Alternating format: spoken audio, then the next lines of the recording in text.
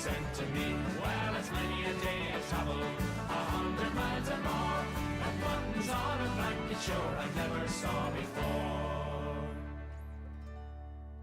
When I came home on a Wednesday night, as drunk could be, I saw a pipe upon the chair where my old pipe should be. So I called his wife and I says to her, will you kindly tell to him who owns a pipe upon the chair where my old pipe should be? Are you drunk, you silly old fool, still you cannot see. That's a lovely to whistle that me mother sent to me. Well, it's many a day of travel, 100 miles or more, but the black old winter whistle sure I never saw before. As I came home on a Thursday night, as drunk could be, I saw two boots beneath the bed where my old boots should be. So I called me wife and I says to her, would you kindly tell to me who owns them boots beneath the bed where my old boots should be? Are you drunk, you silly old fool, still you cannot see. There's two lovely geranium pots me mother sent to me. Well, it's many a day of travel, 100 miles or more, but laces in a geranium pot sure I never saw before. Well, as I came home on a Friday night, as drunk could be, I saw a head upon the bed where my old head should be.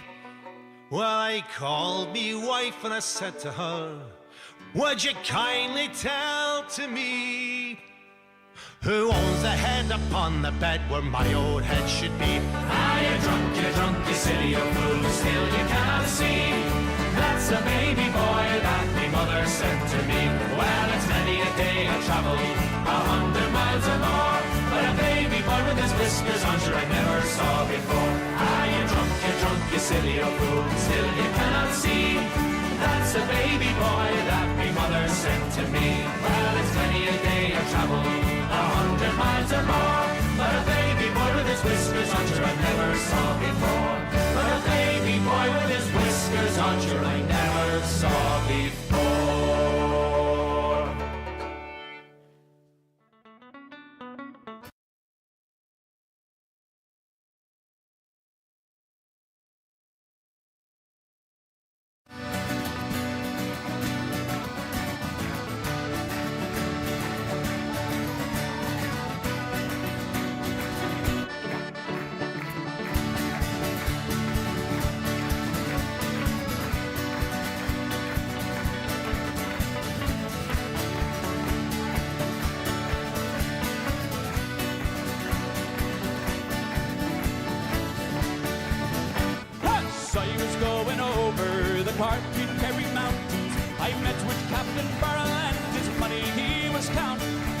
Produce me pistol, and then produce me rapier. Said stand and deliver. Fire you on the bone to see where my shirring da-ba-da. Whack for the daddy-o, whack for the daddy-o. There's whiskey in the jar. I took on all his money and it was a pretty penny. I put it in my pocket and I brought it home to Jenny. She sighed and she swore that she never would deceive me. For the devil take that woman, for they never can be easy. My shirring da-ba-da. Whack for the daddy-o, whack for the daddy-o. There's whiskey in the jar. I went into the chamber, I'm going to take a slumber. I dreamt of golden jewels ever, sure it was no wonder. Jenny threw me charges and she filled them up with water. Except for Captain Farrell till they ready for the slaughter. My shirring da-ba-da. Whack for the daddy-o, whack for the daddy-o. There's whiskey in the jar. Na na na na na na na na na. Na na na na na na na na na. Let's hear 'em up. Na na na na na na na na. 'Twas early in the morning, just before I rose to travel. Up came a band of good men, and likewise Captain Farrell. I first produced me pistol, for she stole away me rapier, but I couldn't shoot the water, So a prisoner I was taken, mushering of a doo da. Whack for the daddy-o, whack for the daddy-o, there's whiskey in the jar. I'm mushering of a doo da. Whack for the daddy-o, whack for the daddy-o, there's whiskey in the jar. If anyone could aid me, it's me brother in the army. And if I could find a station in Cork or in Killarney, and if you go with me, we go hurling through Kilkenny. And I'm sure you'd treat me better than me darling sporting Jenny. Mushering da doo da. Whack for the daddy-o, whack for the daddy-o, there's whiskey in the jar. I'm mushering da doo da. Whack for the daddy-o, whack for the daddy-o, there's whiskey in the jar. I'm mushering da doo da. Whack for the daddy-o, whack for the daddy-o. There's whiskey in the jar.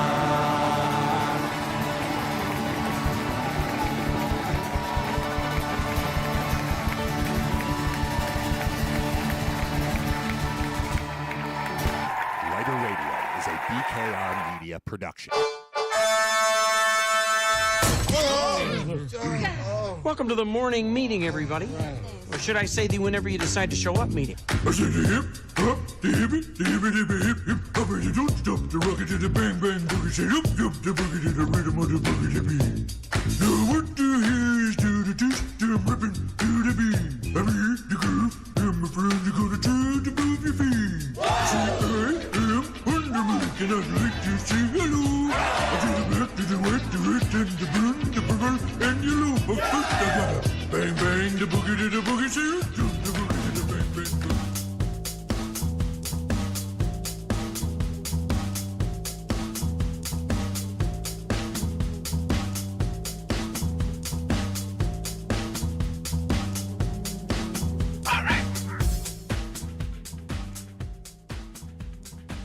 So why can't I wear green on St. Patrick's Day? Because the screen behind me is green. That's not a real brick wall. It's a green screen. If I wear a green shirt, I disappear. Oh, I just have a head just floating around. My giant head would be the whole thing. We can't do that. That's not what we're looking for. It's St. Patrick's Day, so I've got the green vibe, but I want the blue shirt so that it looks like a shirt. You know what I mean? I apologize for the half hour that I was playing Irish music for you, and I hadn't turned there's a button I have to push over here. It says power. I have to hit the button that says power. So I've got a pair of speakers right here, and I'm just hanging out thinking I'm doing a service to my people. Playing cool music, fun. You know, you're stuck at work. You'd rather be drinking on a street somewhere, except it's covered in snow, which is garbage, by the way.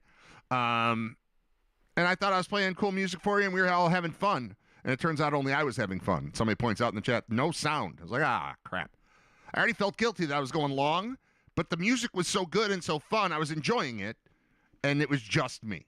So I have to hit a power button, and then it goes from those speakers to those speakers, and that's how I know it's actually going out to you. And, I messed that one up. I'm not good at this. I'm only 277 episodes into this, and like 30 years into talking into microphones. So, you know, one of these days, man, it'll start to come around for me. Damn it. My bad. All right. It is RITER Radio. Where do I want to start? Sabres play tonight. Sabres at Vegas. I used to love West Coast Sabres trips back in the day when I was single and when I was fun and when the Sabres were good. I liked the West Coast trips because I'm a late night person anyway. So you could do like all the regular night stuff and then, hockey's on at 10:30. Sweet. That's great. And people would complain about having to watch the game late and get up to go to work, but I never had any beef with it. I now don't want to watch super late hockey games. It'll work fine. I'll do it. I'm in. But I like the 7 o'clock better now. I get it. I'm more of the regular person than I used to be. I used to really, really enjoy, you know, this thing is on at 10:30. That's perfect. That's perfect time. That's when I'm settling in. And now I do tend to watch movies late at night, like 11 o'clock or so, 11 to 1. I'm not, I'm not like a 10:30, 11 o'clock go to bed guy. But I'm more like 12:31 as opposed to 3:35, which is kind of where I used to hang out. That was my old zone. Not anymore. All right. I have talked about AI a lot on the show. I haven't in a while, but I've got one for you. I've got a good one. This is fun. Water, hold on. Keep in mind, even though the show just started for you like 5 minutes ago, I've been doing a show since about 9:45, 9:50. So, I need a sip of water. You would wonder why, just 3 minutes into talking, I would need water. I've been going, man. So I use AI. We've talked about the merits of it and the problems that exist because of it. But I use it, I think, perfectly. After the show, once the show is posted on Spotify and it has sat there for typically like an hour, there is a transcript available through Spotify. And I go in and I take the transcript, and it's AI's approximation of all the words that were spoken during the 2-hour broadcast. And it's close. It's close enough. It still doesn't spell my name correctly. I mean, occasionally I think it does, but typically it's got a W in front of it, which is fine. It's silent. But I take that transcript, I cut and paste it, Control-C, open up the ChatGPT, Control-V, and ChatGPT knows that what I'm asking for is a 2-paragraph summary of everything that just happened and a list of potential headlines, like titles for the episode or whatever. And I just use them. And they're good enough. I skim it, make sure that like it doesn't spell Bob Gonn, Gonn, and fix that. But for the most part, I just cut and paste whatever it says and put it in because, honestly, I'm not trying to pass this off as my own writing. I feel like it's like a third party that is commenting on what it heard. And I taught ChatGPT long ago to do it in a third person because sometimes it was popping it out where it was, and then I discussed this, and then I talked to Bob, and then I, talked about ice fishing. I was like, don't do that. Don't pretend it's me. Don't pretend you're me. You're an objective third party. Write in the third person, and we'll be good. And it's been very good at it ever since. I don't even have to give instructions anymore. I go in the same thread. I just cut and paste the thing, poof, and it goes, here's your 2 paragraphs, and here's your suggested headlines, and it always gives me extra stuff at the bottom that I usually just ignore. But there was one yesterday, or 2 days, yesterday or 2 days ago, that said, hey, I've noticed an overarching Sabres theme in your last few shows. Would you like me to summarize it for you? And I was like, yes, I would like you to do that, AI. Tell me what you've noticed about the show. And for all of its flaws, it occasionally does hit on something pretty cool. And it was, initially it was, I've noticed something between episodes 271 and 274. There's a Sabres theme. Would you like me to? So I said yes. And I read it and I liked it. And then yesterday I posted the new show and put that into ChatGPT, put the summary of yesterday's show into ChatGPT. And then I said, hey, I know we already did this from 271 to 274, but the arc has continued 271 through 276 now. Would you like an updated version? And I said, yes, I would like that. And then it even offered to write me, and I didn't do this. I probably should have. I still could. It offered to write me a 90-second cold open to the show written in my voice. So it was going to sound like me and describe this arc. And I didn't say yes to that. I think I'm going to say yes to that before I read you what it taught me. I'm going to do that right now. Let's see if bear with me. You're fine. What do you care? Chat GPT. I want to find the same thread, hopefully. All right, we'll let that sit for a minute. Okay, here we go. It's this thread.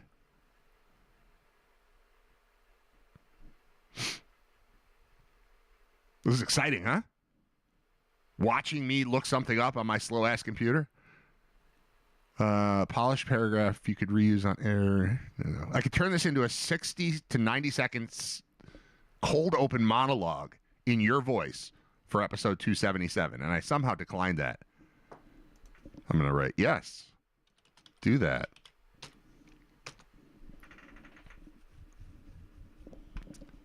All right. I'm going to go with the other thing first, but I'll let that work in the background, and then we'll see what it does to speak in my voice. I want it to sound, it's going to sound just like me. I mean, it's going to use my voice, so that's cheating. My actual physical voice. But when they say voice, when it says voice, I think what it means is the way that I typically tell stories or whatever. Okay. Sabres season arc, episodes 271 through 276. This is what ChatGPT noticed about the transcripts of a series of 6 radio shows. Episode 271, The Spark. This is where the tone changes. The Sabres stop feeling like background noise and start feeling like something worth checking in on. The energy is still a little cautious, but there's a shift from indifference to curiosity. It's no longer, oh, the Sabres won. It's, wait, what's happening here? The streak is still young enough to feel fragile, but the emotional door has reopened. I will say that that one fails to recognize that there were, a month's worth of shows or month and a half's worth of shows where we're like, oh, check it out. Hockey's back. But just bear with it because the shift is cool here. 272, The Missing Chapter, which is last Tuesday. I did not do a show last Tuesday because everyone in my house was sick and it was chaos. There is no episode 272, which weirdly strengthens the storyline. The show is absent, but the Sabres' momentum keeps existing without it. That missing episode becomes part of the arc. Life interrupts, the show pauses, but the team keeps pushing forward. It gives the whole run a slightly chaotic, lived-in quality. The Sabres are becoming important enough that even when the show doesn't happen, they are still there in the background, shaping the mood. All right, you made that one up. But I'm cool with it. I like where you're going. But didn't that sound like every English professor you ever had write a report on the Odyssey or something? And there's this like existential quality to what you're writing. It's just, you don't know what you're talking about. You just make it up and hope that it passes. Hope that the teacher, professor reads it the same way. All right. Episode 273, full buy-in. This is the true turning point. The Sabres are no longer just a hot team. They are the thing. Brad is fully back. The standings matter. Tampa matters. Games in hand matter. Tiebreakers matter. Other results across the league matter. This is the episode where detached observation becomes emotional investment. Just as important, episode 273 lays down the philosophy of the arc. Checking out on bad hockey and checking back in once it becomes worth watching is not disloyalty. The team had to earn attention back, and now they have. That becomes one of the most honest and important pieces of the whole Sabres story. They didn't just win games. They made people care again. Now, to be clear, in case you're just joining me, the idea of me just reading something spit out by AI is gross. I want nothing to do with it. However, AI interpreting 12 hours of me talking into a microphone and then spitting this back at me, to me, is worthy of reading. Episode 274, the team becomes part of the day. By 274, the Sabres have gone from emotional re-entry to daily routine. Brad wakes up thinking about them. The schedule shapes the day. Trivia night becomes hockey night. The standings are checked in the morning. The team is no longer merely relevant. They are structurally back in everyday life. That's the big advancement here. The Sabres are now tied to mood, weather, spring, downtown life, and what Buffalo feels like when hockey matters. The arc stops being just about wins and starts being about atmosphere.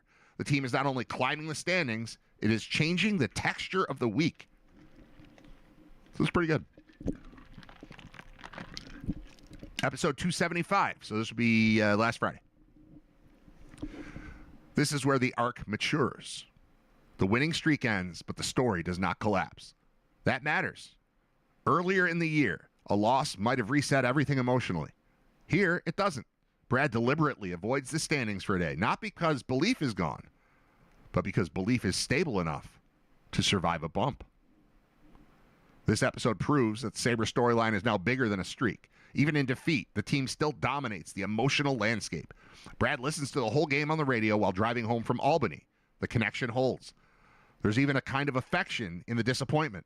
The loss stings because the team matters now, not because hope is disappearing. That's a huge difference. Episode 275 also adds a new layer. The Sabres are now strong enough to coexist with life. Friendship, travel, funerals, long drives, podcasting, football talk, basketball, all of it is happening. And the Sabres are still one of the organizing forces of the episode. They have moved from novelty to constant presence. Pretty good. Episode 276, setback absorbed, culture restored. By 276, the loss is just part of the rhythm. The team has enough equity now that a stumble doesn't feel like a collapse. The tone is no longer, can they keep doing this, as much as this matters now, period. The Sabres are embedded in the larger sports mood of late winter, turning into spring, right alongside March Madness and the World Baseball Classic. This is also where the revival feels communal. Brad describes walking out of a youth baseball game and finding a crowd of people gathered around a TV watching the end of Sabres Leafs. That's a huge image in the arc. The Sabres are no longer just a private obsession or a show topic. They are back in public. They're back in bars, lobbies, gatherings, casual conversation, and shared attention. Buffalo hockey is visible again. I'm going to do that sentence over because that was horrible. Buffalo hockey is visible again. See how easy that is? That was 5 words. Like I said, it's only been 30 years and 277 episodes of this. So cut me some slack, man. That's maybe the most important development of all. The team is not merely winning. The city is behaving like a hockey city again. That's the end. And then it says, the 6-episode arc in one sentence. Episodes 271 through 6 tell the story of the Sabres going from an intriguing heater to a fully restored part of Buffalo life, with the first loss proving that the connection is now real enough to survive adversity. And then it breaks down each show into one sentence. This is interesting. The show pauses, but the momentum doesn't. I'm fully back in. This team is part of my daily routine now. They lost, and I still believe. This is bigger than a streak. Hockey culture is back. So that's what it said. It's pretty cool. All right. So that I found that interesting that it's capable of doing that. I mean, that's good stuff. It's well written. There was like one thing in there, and I took it off the screen, but there's one thing in there where I was just like, I don't think I said that or meant that. But for the most part, AI gets me, and it gets the show. I don't always like its writing. I am frustrated by how often I'm on, it's usually a Facebook thing, but I'm on Facebook where somebody is just passing it off as their own. Like, it's clearly AI. Here's a tip. If you're reading something, you're wondering if this is written by AI. Look for the phrase, that matters, or that's important, or that's a big deal. They just throw that little sentence in to try to give it like gravitas, and it's noticeably, that's the voice of AI. Even the well-crafted sort of voice of RITER Radio version of voice of AI, it still can't stop saying, that matters. So when you see that matters, know that whatever you're reading was not written by a human being. And I know people are capable of writing the sentence that matters, and cool. But we should probably stop because it makes us sound like robots at this point. All right, I'm going to try this. I think the second time I've ever done this. Just let AI write a thing for me. Again, I didn't pass it off as my own that time either. But I'm going to do this. I'm going to do the whole open. No. Just pretend the song is playing. Do, do, do, do, do, do, do. Here, I'm going to take myself off the screen. I'll let this thing go. I'm still here. I'm not really leaving. Just pretend that this is the open to the show and see how this goes. This is going to be me as written by AI. It'll be spoken by me, but I'm going to pretend that I wrote it. Or not even that I wrote it. I'll pretend this is just me talking off the top of my head. All right, here we go. In 3, 2, we're going to go into make-believe world. When I hit 1, I'm going to say 1, and then we're going to be in make-believe world where this is the start of the show again. Follow? All right, there we go. 3, 2, 1. So somewhere over the last couple weeks, without really announcing itself, the Sabres stopped being a story and started being part of the day again. And that's a big difference. Because early on, this was just a heater. It was, hey, look at this. They won again. You check the score. Maybe you watch a period. Maybe you don't. It was interesting, but it wasn't life. Now it's life. Now it's wake up, check the standings. Now it's looking at who Tampa's playing. Now it's doing the math in your head while you're brushing your teeth. It's planning your night around another puck drop, whether you admit it or not. And the biggest moment in all of this wasn't even a win. It was the loss. Because a month ago, they lose that game and the whole thing collapses and you go, yeah, there it is, same old Sabres, and you're out again. You check back in next October, maybe. That didn't happen. They lost, and it still felt like something was building. And then you get to the other night. I'm walking out of a Little League baseball game, one of the worst games I've ever seen, by the way. There's a crowd of people just standing around a TV in the lobby watching the Sabres like it's 2007 again. Nobody organized that. Nobody planned it. It just happened. That's when you know. That's when you know that this isn't about a streak anymore. This is about the Sabres being back in the bloodstream of the city. Not just in the standings, not just on your phone, in your routine, in your mood, in your conversation, in your nights. Huh? And the craziest part, it doesn't feel fragile anymore. It feels real. And scene. It was decent, but did you notice it doing the stuff that I said? It's right off the bat. It's like the second line. And that's a big difference. It's the short sentences. Like a big one, sum it up. Big, sum it up. Big, sum it up. It's got its own, it's got a cadence to it, this AI writing. But it did summarize pretty accurately 12 hours of me talking. And it remembered the other stuff. Like it, hey, I noticed a trend. I didn't ask it to notice a trend. So I don't know if this is a vote in favor or of or against AI in our daily lives. I'm just saying that's something. It's notable to me that I sit here in my house and I talk into this microphone. And then it goes to me, hey, I noticed this thing.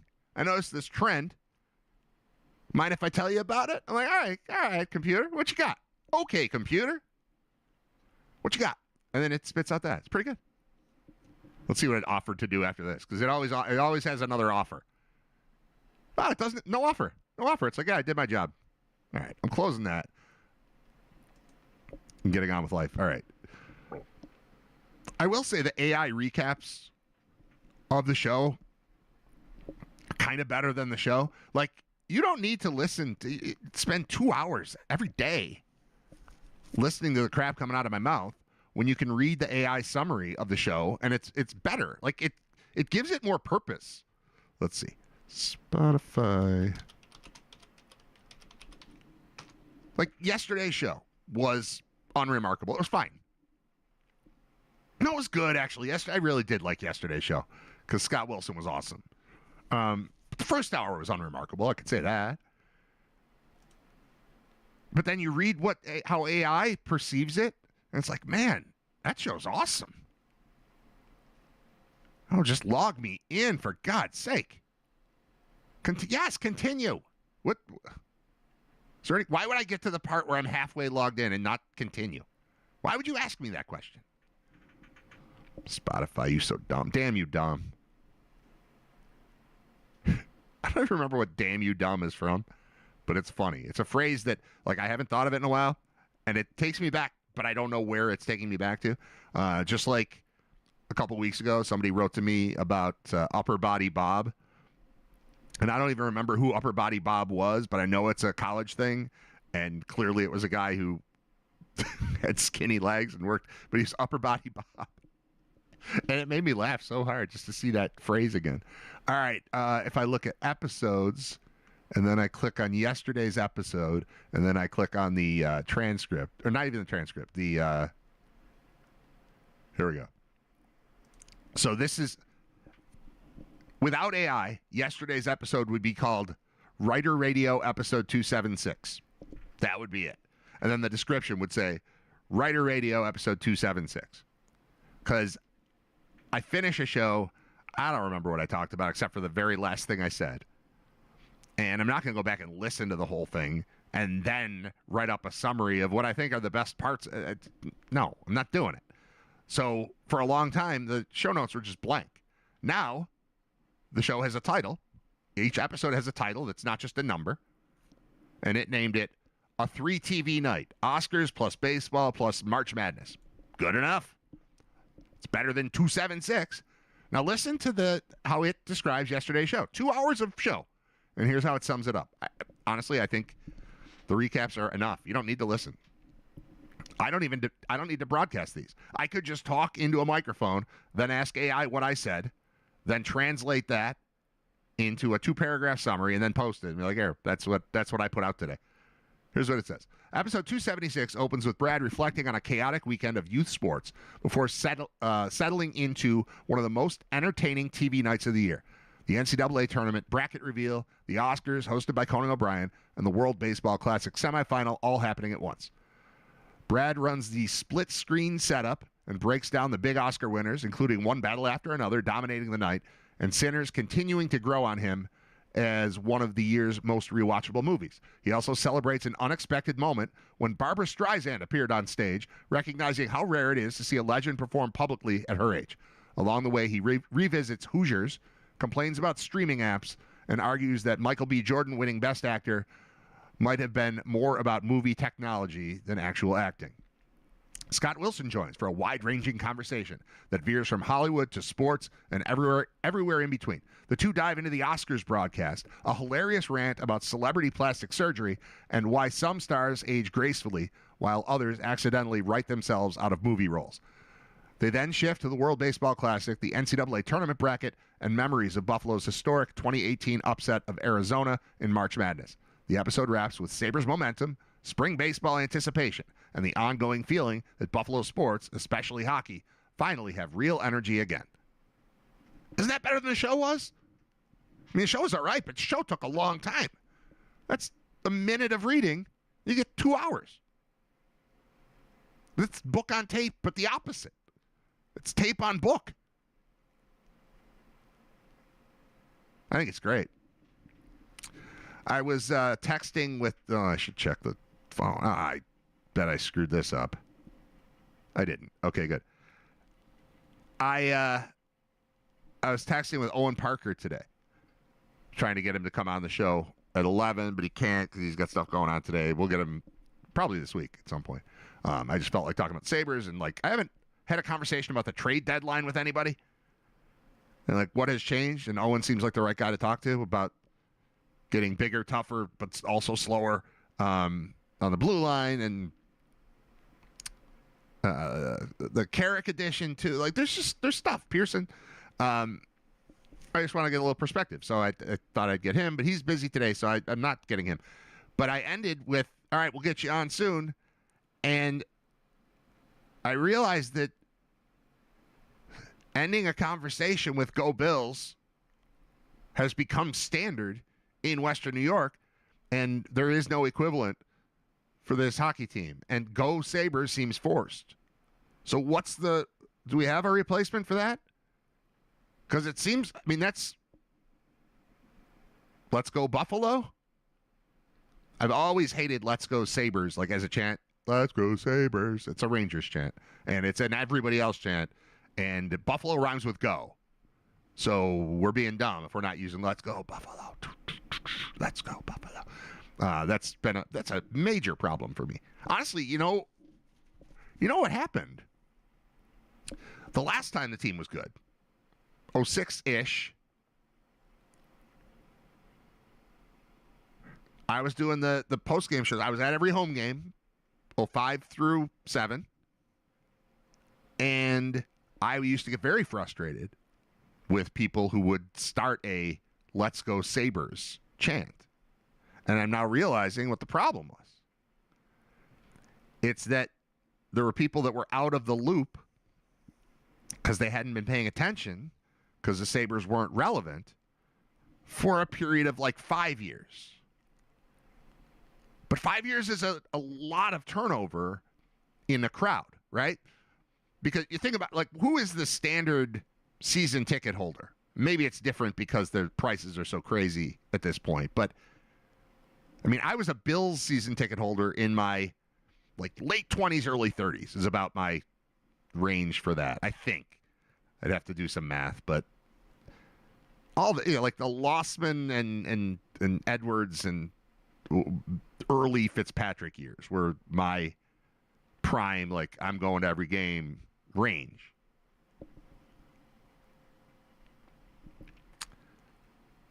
And if you just made the team go away for 5 years, and the Sabres have gone, they went away for 13 years or something.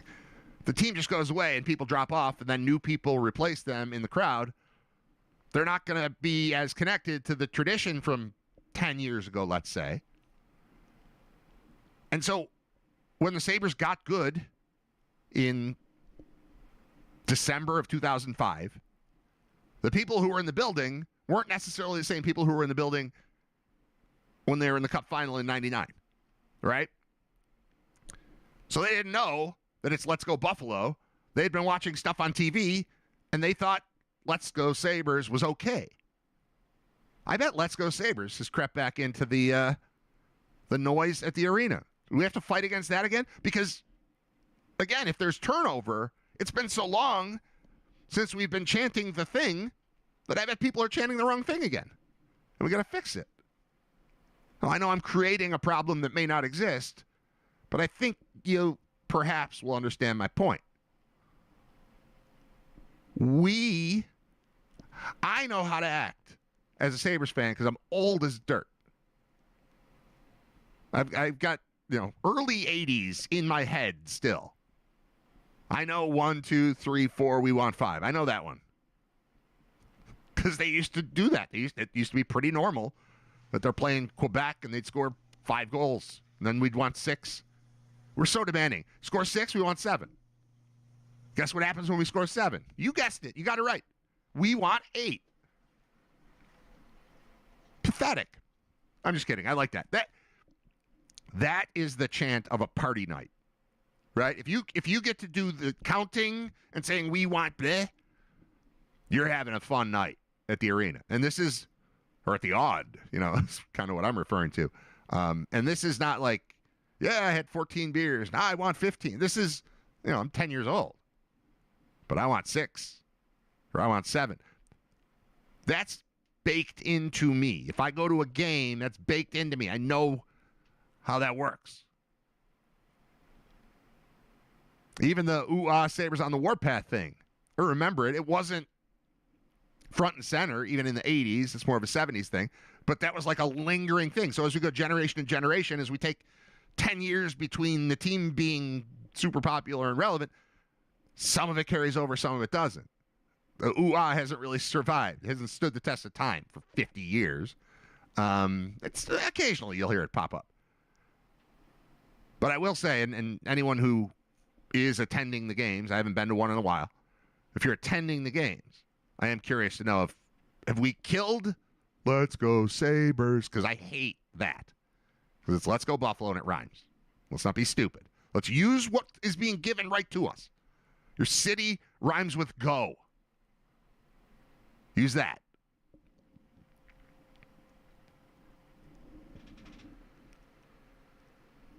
Music. Be right back. It's RITER Radio, episode 277, and it's St. Patrick's Day.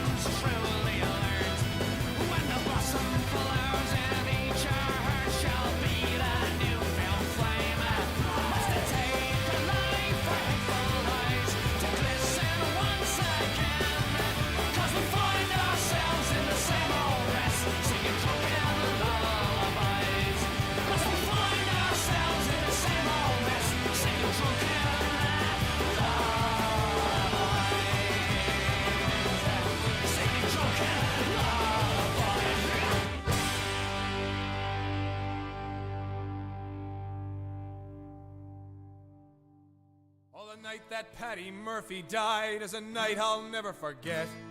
Some of the boys got loaded drunk and they ain't got sober yet. As long as a bottle was passed around, every man was feeling gay. O'Leary came with the bagpipes and music for to play. That's how they showed their respect for Paddy Murphy. That's how they showed their honor and their pride. They said it was a sin and a shame, and they winked at one another. And every drink in the place was full the night Pat Murphy died.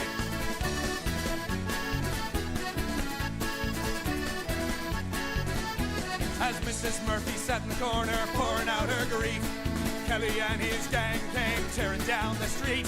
They went into an empty room and a bottle of whiskey stole. They put the bottle with the corpse to keep that whiskey cold. That's how they showed their respect for Paddy Murphy. That's how they showed their honor and their pride. They said it was a sin and shame, and they winked at one another. And every drink in the place was full the night Pat Murphy died.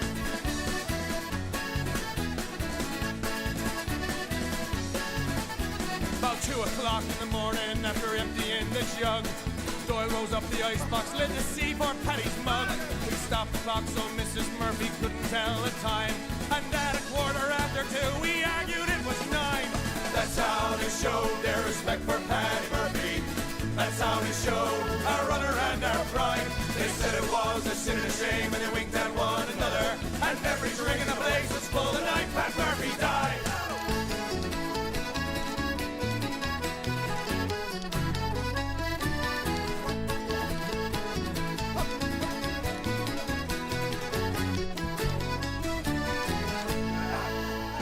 Stopped the hearse on George Street outside Sundance Saloon. They all went in at 8:30 and staggered out at noon. They went up to the graveyard so holy and sublime. Found out when they got there they left the corpse behind. That's how they showed their respect for Paddy Murphy.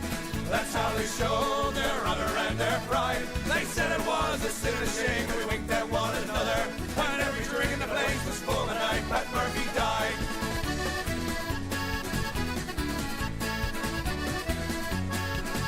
Oh, the night that Paddy Murphy died is a night I'll never forget.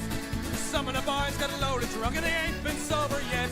As long as the bottle was passed around, every man was feeling gay. O'Leary came with a bagpipe, some music for to play.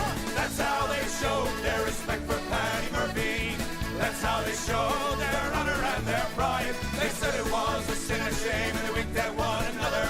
And every drink in the place was full the night Pat Murphy died. Well, every drink in the place was full the night Pat Murphy died.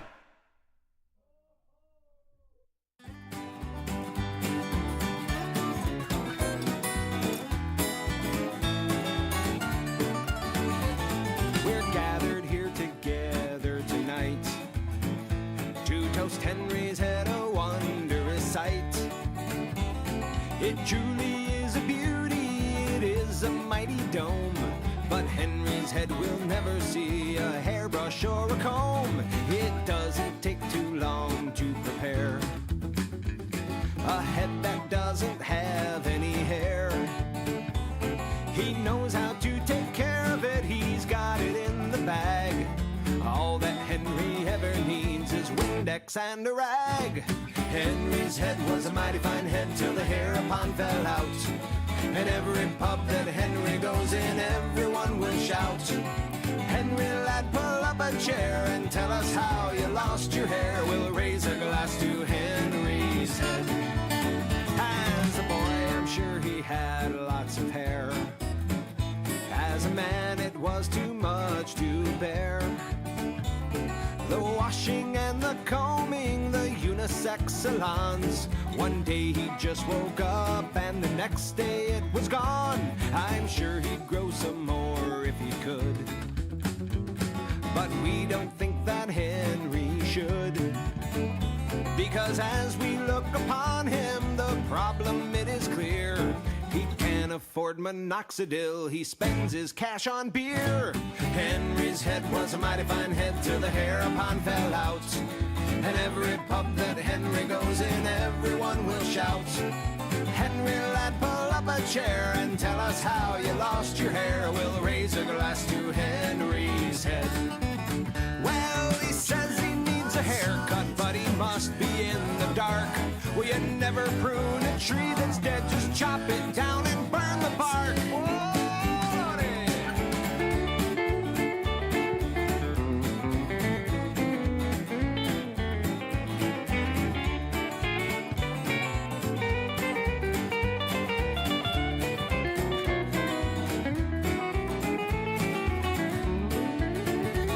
We'll leave you with some friendly advice, so you won't have to pay the price.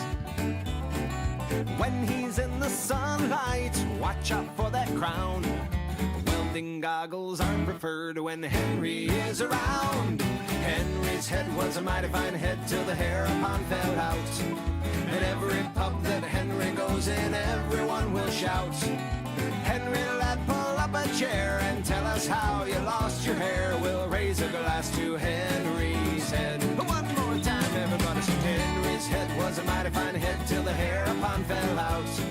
And every pub that Henry goes in, everyone will shout, Henry, lad, pull up a chair and tell us how you lost your hair. We'll raise a glass to Henry. He's so happy when we raise a glass to Henry's head.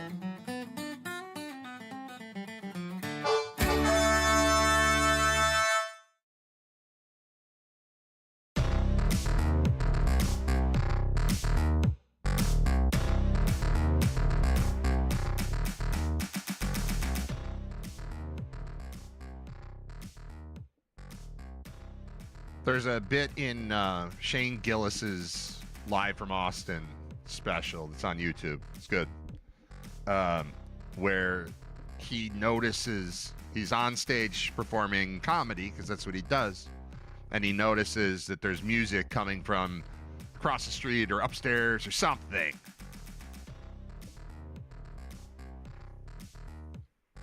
And he's like, damn it, music is so much cooler than comedy. And that's how I feel about shutting off the Irish drinking songs to just turn on a microphone and talk to you. It's like,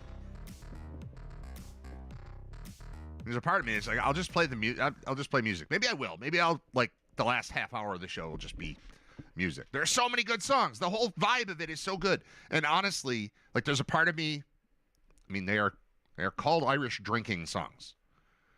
And there's a part of me that's like, I want to go stand in a street. But I've looked out the window today.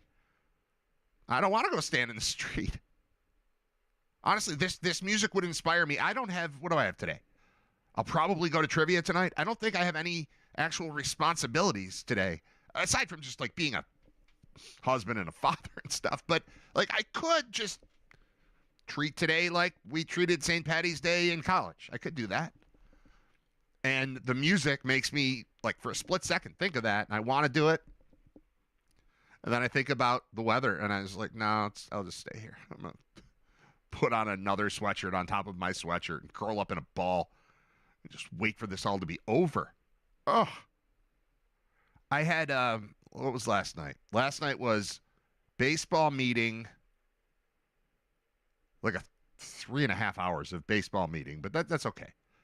Because there's the executive board meeting from 6 to 7, and then there's the regular board meeting from 7 until 8:30, and then we had a draft that I had to run from 8:30 to about 9:30. So I did like 3.5 hours of baseball stuff, and in between, I had to leave. I had to bring my kid to the executive board meeting, and he just sat and played with his phone. Oh, and shout out to Brian Janik of thefinancialguys.com, who showed up at the meeting last night with 8 Frosties. I don't remember the last time. Actually, I do. I don't remember 2 times ago that I had a Frosty. I remember the last time I had a Frosty. We were driving home from somewhere, Erie, Pennsylvania, driving home from baseball, of course, a month ago, and we stopped in Fredonia so that somebody could use the bathroom, and then we got a bunch of Frosties for the ride home. But prior to that, I don't remember the last time I had a Frosty. They're delicious. Although I will say, it was too big. It was like not just brain freeze, but like mouth freeze. I'm trying to talk, and I always had a mouthful of Frosty. But thanks, Brian, for the 8 giant chocolate Frosties you brought to the meeting yesterday. One poor woman that's there, she's like, I just started Weight Watchers. I can't have this, which really paid off for Nate, who, even though we had just eaten dinner and I think he had dessert, And then we got there, and he had to sit for 45 minutes. He had a giant Frosty and then went and practiced basketball for an hour. Basketball playoffs this weekend. Let's go. 2 of the 3 teams are in the playoffs. The third one has 1 game left before the playoffs. But they'll be in, and they'll be the 1 seed, and they're really good. We're looking to bring home 3 championships. Anyway, I went to this meeting at 6 o'clock. I got there 1:45 or something. 6 o'clock, and I said I got to leave at 6:45, but I'll be back by 7. Because I had to run Nate to basketball practice down the street, a couple miles away. So I do that. Walk outside. As we're about to walk outside, Nate goes, "Is that snow?" I'm like, "Nah." Open the door. Completely snow. And, it hadn't really accumulated yet, but everything was white. And it was windy and terrible, and we were getting hit in the face, and it felt like it was early January. It's not. It is not. It was March 16th, and it felt like early January. And I got to the truck. We got in the truck. We drove whatever it was, like 2 miles. Immediately, I was like, I need a red light because I got to switch to 4-wheel drive. On March 16th, I needed 4-wheel drive. So we got the red light. Everything was fine. I get back there at 7. And over the course of the next 2.5 hours, I kind of forget about the snow. I walked back in at 7 to a full meeting with like some snow on the shoulders of my sweatshirt. And like, is it bad out there? Like, yeah, it's terrible. It's absolutely terrible. We should either just stay here for a month or go home now before we get snowed in. And by the time the meeting was over, it legit felt like I was driving. I mean, it was bad. It was bad. This is it. What time was I driving? 10 o'clock. 10 o'clock or so. Because it was meetings through 9:40. And then, there's a bar. So you got to stick around for a beer, right? But a little after 10 o'clock, I'm driving home. And it was legit, like, 2 hands on the wheel, 4-wheel drive, slow weight, don't hit the brakes too fast, like all that stuff. And I don't think we should have to deal with this. And honestly, why do we live here? We don't have to. What are we doing? I'm doing it too. No knock on you. I'm not going anywhere either. But other places don't have this, right? But other places don't have the Sabres or the Bills. Other places don't have Josh Allen. Have you seen this video that's been released by the Bills of the new stadium? It's weird. The headline I saw was "Stadium Almost Complete." And like, that's not a headline. I almost finished lots of things. I don't talk about them because I don't finish them. If I don't finish them, you don't get to hear about it. But I guess it's that the exterior is complete, but the Buffaloes aren't outside. But they're just talking about like the panels on the side of the thing. I am sure that the place is going to be awesome. By all accounts, and the references to the soccer stadium upon which it's patterned and everything about, like, I'm sure it's going to be great. But I got to say, man, it doesn't look super cool. It's just, I've seen stadium opening videos like, wait till you see what's going on in LA. Wait till you see what's going on in Minneapolis, in Dallas, in Houston. Like, there have been a bunch of these. And this, like, I can't say it looks dated. I'm sure it's great.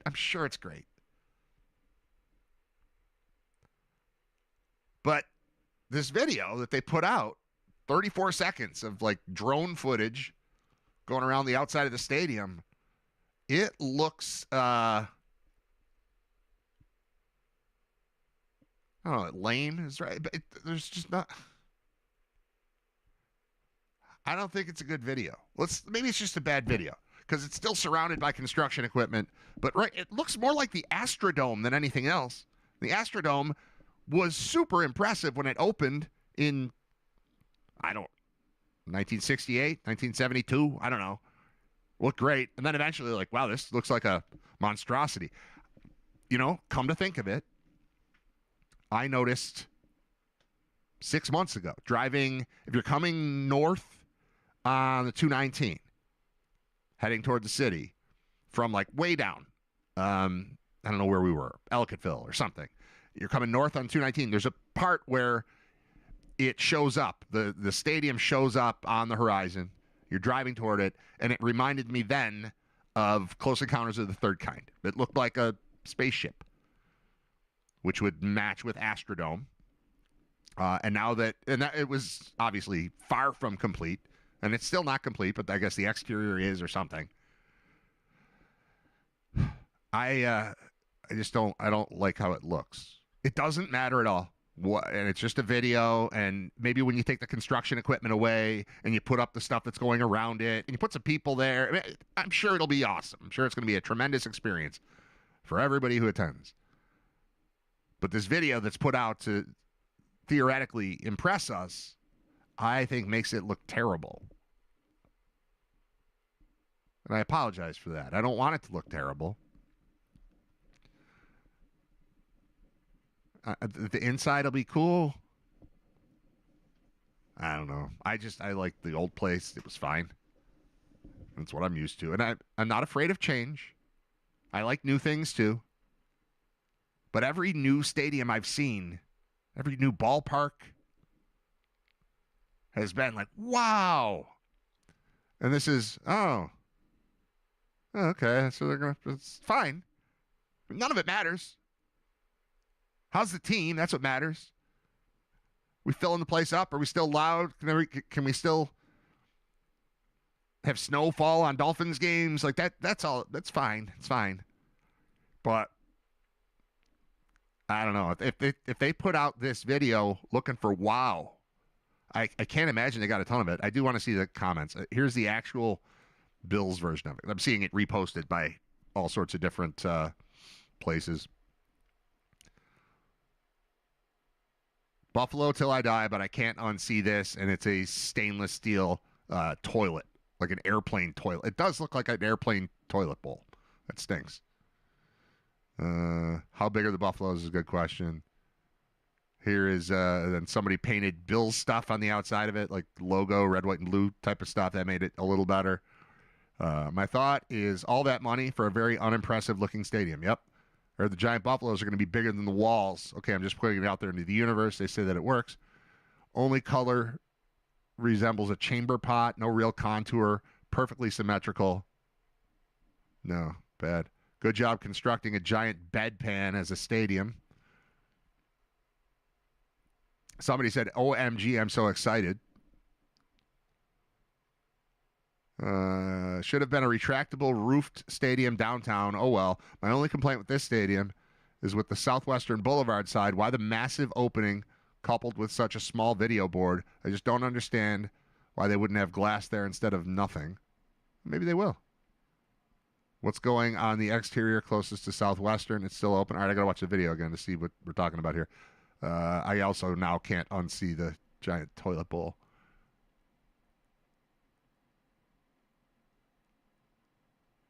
All right, I can't tell what's the Southwestern side. Oh, I see. There's a gap. I'm sure there's going to be something there. They're talking about the panels being finished. And yeah, it looks like a main entryway that's just a hole right now. They'll probably do something about that. Is there anybody who likes this? Beautiful. Go Bills. Wrapped in aluminum foil. It should keep for a long time. Are they going to insulate those walls? The panels won't shield the cold. When are you putting the roof on? What color will these be? Or do they light up? I don't know why, but this looks like a big lasertron to me. Yeah, it looks like the stadium of the future of the past. I always think that when you see a house or a business or like an apartment building that just looks like Holiday Showcase. Remember Holiday Showcase restaurant? It looked like the restaurant of the future of the past. Like somebody in 1968 went, we're going to make this look like it's 2000. But they missed by a lot. So it's got that kitschy, like retro yuck vibe. Like green appliances, like that kind of vibe. In the future, our appliances will be colored. Like a blue toilet. You know, blue toilets, sinks. You go in some houses, you're like, whoa, It's just kind of retro. Nice because it's new, but very sterile. I will say, it's not complete. I'm not even saying they did the wrong thing with the stadium. I'm just saying this doesn't seem like the proper hype video to send out. Like, we're almost there. Like, you're not enough there to put this on display and ask it to be celebrated. That's really all I'm saying. It's fine. There's still construction equipment surrounding it. We're still going. Just, if this was news footage, if this was Channel 7 sent out a drone and did a lap around the stadium and put out the video, that would be one thing. The Bills going, hey, check this out.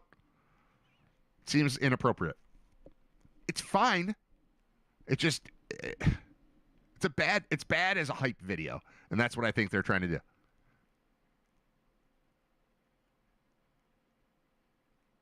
Not a lot of time left to finish. Would be really impressive, especially with the winter we had. This says new NFL stadiums are so boring in design. I don't remember ever thinking that a new stadium was boring in design until just now. It was modeled after a soccer stadium and looks like one. Cool, it shows growth, but this will go down as a big oversight by New York and the team, not putting a roof on it at least. All those melt systems upkeep will equal more than what a roof would have been. Go Bills. I bet you're wrong. But that's okay. So ready to book our travel from here in Dallas-Fort Worth for kickoff. Are you? You're excited to book travel? That's a lie. No one's excited to book travel. Oh, that sounds like fun. You know what I'm going to do today? Man, can't wait to book some travel to Buffalo to go to a great toilet bowl stadium. I'm sure the stadium will be fine. This is just, I'm not reacting to the construction. I'm reacting to this being a hype video put out by the team. It doesn't seem to make sense to me. I wonder if those panels light up. Maybe. Looks clean. Can't wait to see the lights on.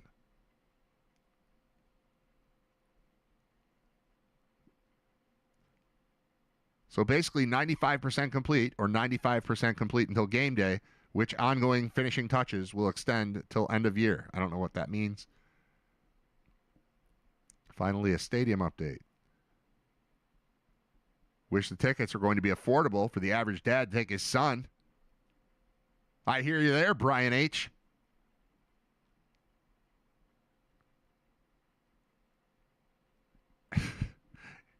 It didn't look like there was a place to hang the banners. Is that part not completed yet? It's clearly not complete. They shouldn't have put this video on. I mean, granted, it's a cross-section of society that decides to interact with a video put out by a football team. But 366,000 people have viewed this video since 6:30 p.m. last night. And it's just not an impressive video. I'm sure the place is going to be great. But this makes it look not great. Like we know it's happening. We know it's coming. We've stopped hearing the thing about how it's not going to be ready or potentially not ready for the season. I don't know. All right. I'm going to Google Waddle right now.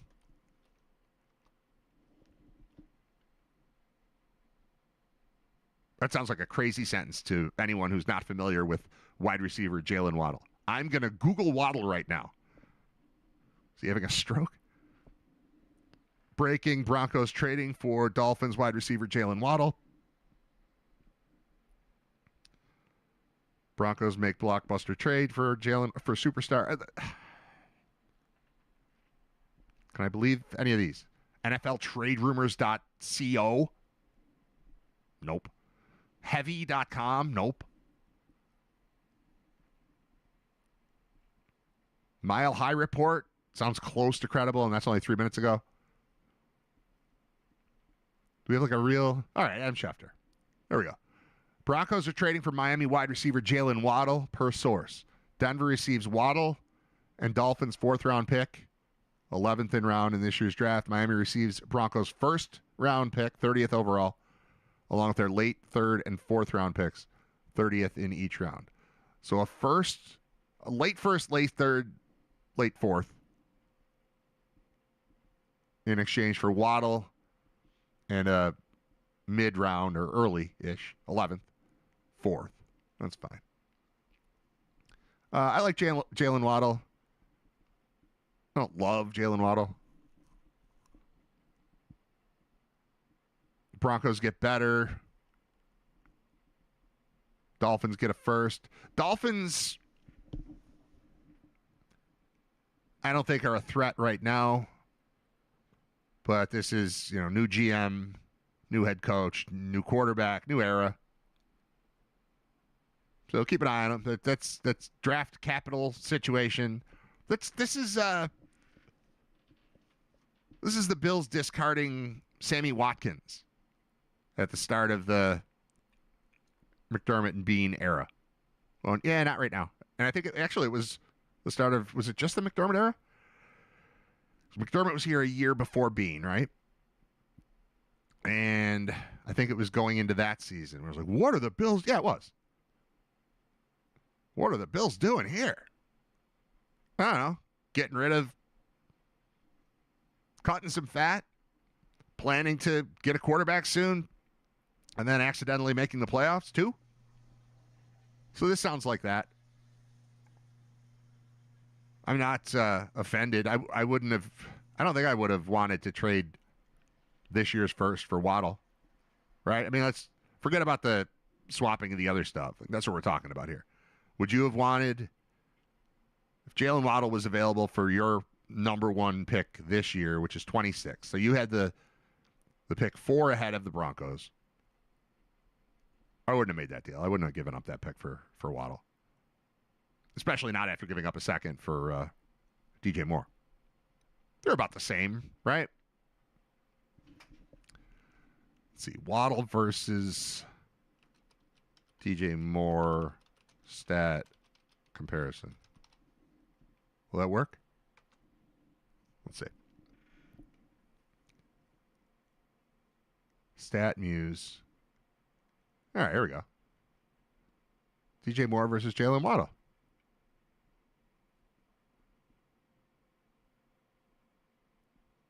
Reddit, Buffalo Bills. If you wanted Waddle for a number 1 pick, you should be thrilled about DJ Moore for a 2 and a 5 back. Yeah, I think that's kind of where I am. All right, I want to read this Stat Muse. DJ Moore versus Jalen Waddle. I don't have a strong opinion that one is better than the other. This is projected fantasy points for last year, so that doesn't do much for me. But it's got DJ Moore as the 20th receiver in the NFL fantasy-wise, and Jalen Waddle is the 27th. This is before the season. It was a year ago. But, yeah, that's about right. The guy on Reddit got it right. If you wanted Waddle for a first, you should be thrilled about DJ Moore for a second, essentially. I'm dumbing it all down. Close enough.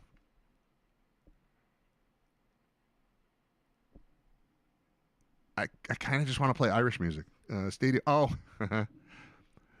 No, I don't feel like. Do I have it open? If I have this open, then we'll do it. If I don't, screw it. We do. So I looked into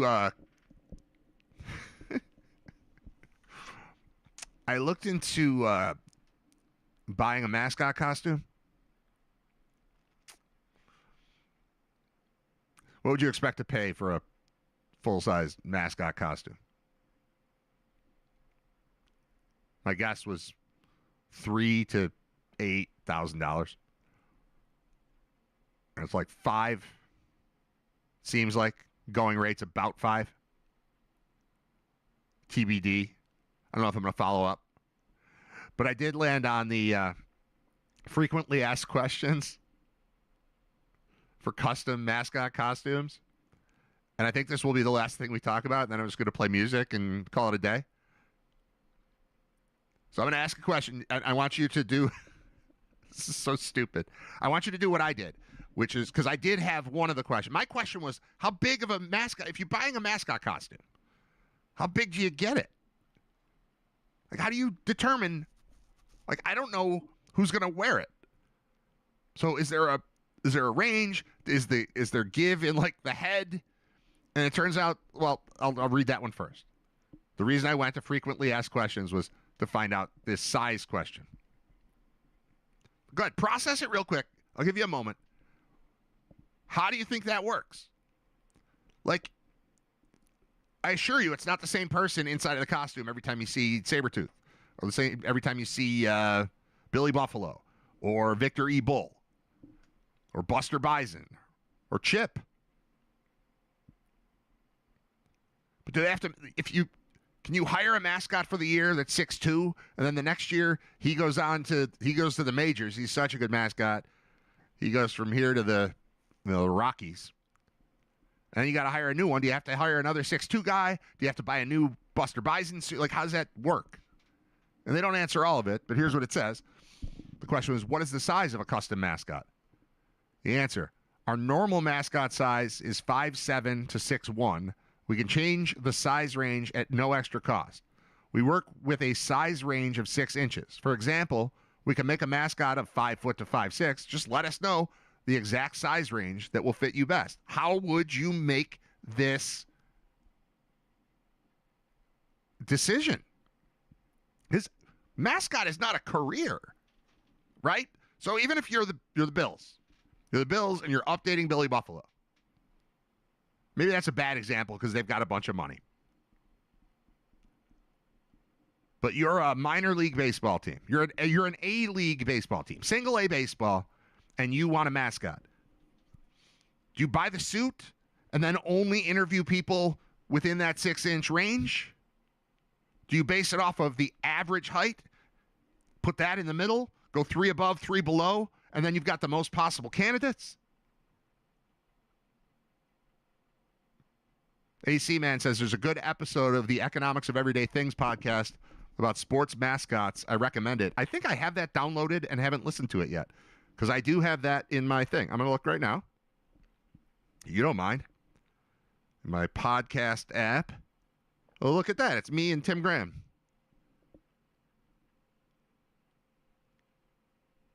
Did I download that one? I like that. Another good podcast, by the way, is Plain English with Derek Thompson. I recommend that as well. But Economics of Everyday Things is pretty cool, too. Plain English better. All right, I don't have it. I actually dumped a bunch of episodes recently because my phone was getting all slow and stupid, and I thought that might help, and it seems like it did. But just to prove it, look, see? I do follow that one. Mascots. We're going to get back into the other stuff. Prop money. Home staging. Like, yeah, these are great. Women's sports bars. I definitely listen to that one. Sports mascots. Episode 5. I feel like I probably did listen to this one already, but I'll throw it in there again. Why not? All right. Other frequently asked questions. This is fun. So you're going to play along. I'm going to read the question, and then you think of what you think it's going to be. It's like a trivia contest, sort of. There are no prizes. Do you offer bulk pricing for schools or parks? My favorite wrong answer is get lost. No. You pay what you'll give us what we ask for. Do you offer bulk pricing? The answer is absolutely. Contact us and you'll receive a quote based on your order quantity and custom bundles available. Here's a good one. What are your mascot costumes made of? Our favorite wrong answer is wood. My second favorite wrong answer would be that depends on what kind of mascot you want. Like if you're a bird, it would be feathers. What's the actual answer? The actual answer is every mascot we make is a bit different, and so are the materials! Exclamation point. Most mascots have a molded foam head base, a lightweight inner bodysuit, and sturdy mascot shoes with rubber soles. The type of material used on the outside will depend on the mascot. For animal mascots, we often use plush or hairy materials. For other mascot types, such as humans or product mascots, we have options for smoother fabrics. Your project manager can advise what to expect based on your mascot concept illustration.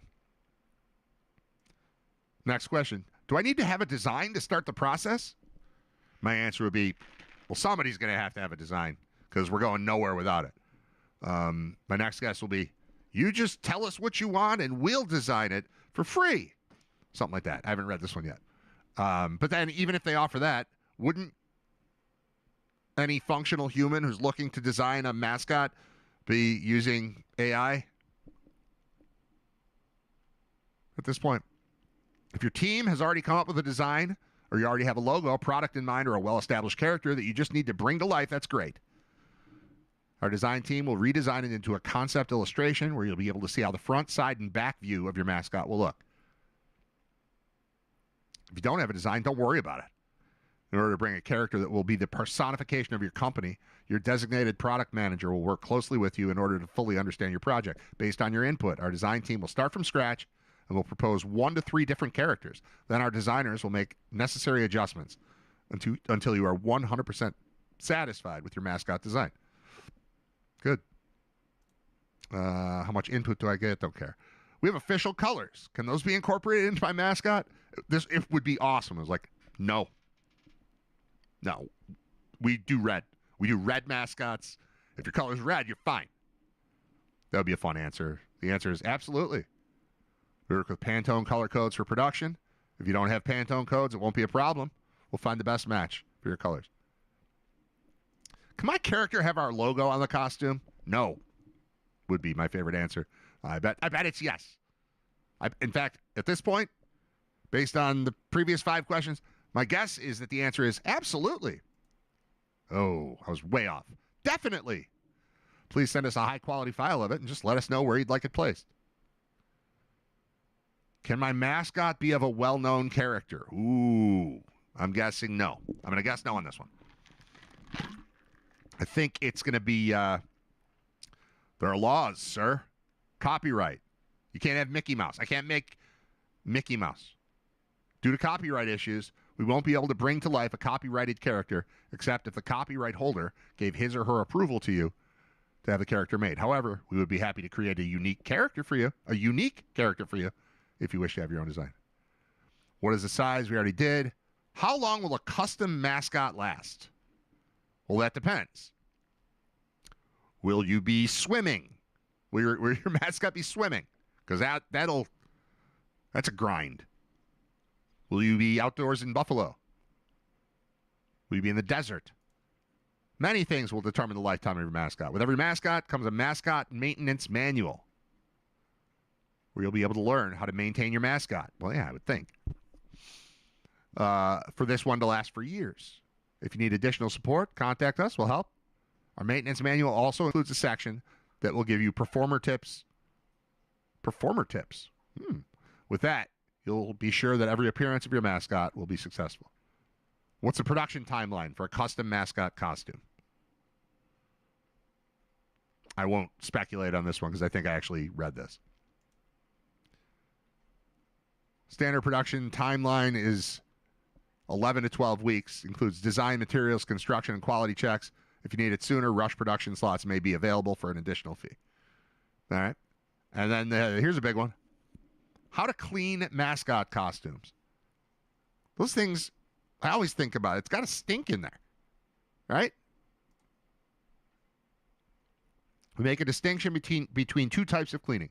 Post-use cleaning after each performance and long-term thorough cleaning every 3 months. Here you can read all about our recommendations on cleaning your mascot costume. I'm not going to do that.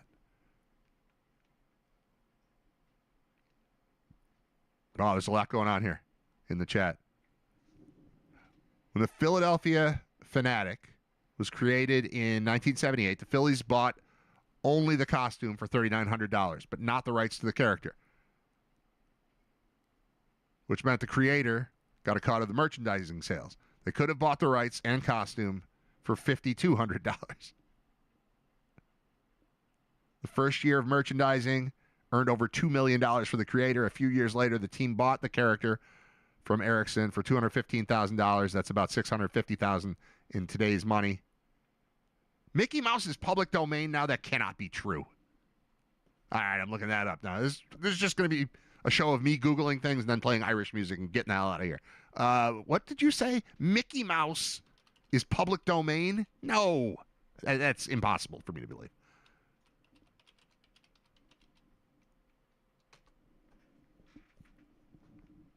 Yes.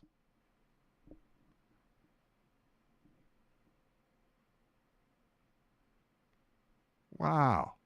The earliest version of Mickey. This is the AI thing. Do you want to read the AI one? The Steamboat Willie version as of 2 years ago? Yeah, here we go. Mickey Mouse entering the public domain in 2024. That's crazy.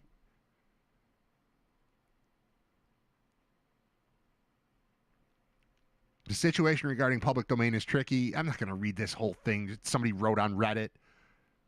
Whatever. All right, man. I believe you.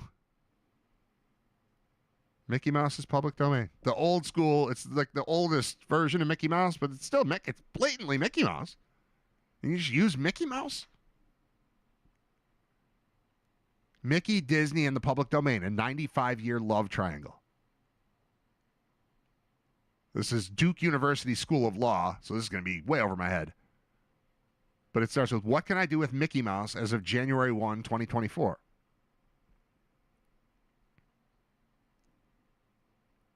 After almost a century of copyright protection, Mickey Mouse, or at least a version of Mickey Mouse, enters the public domain January 1st, 2024. The first movies in which the iconic mouse appeared, Steamboat Willie and the silent version of Plain Crazy, were made in 1928, and works from that year go into the public domain in the U.S. on New Year's Day.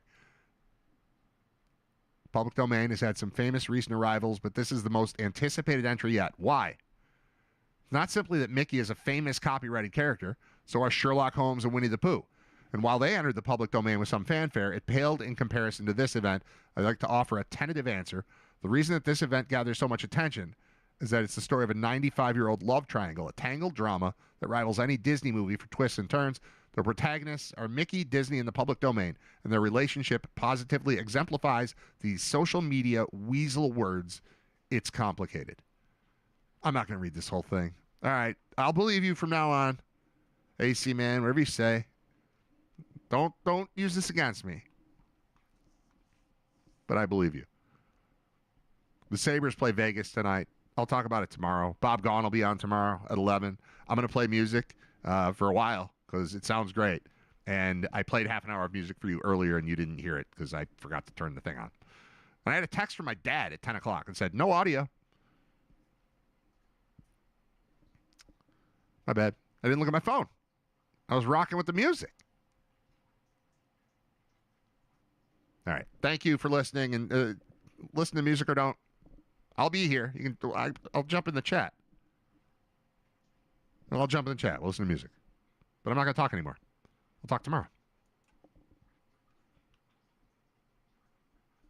I've been a wild rover for many's a year, and I spent all me money on whiskey and beer.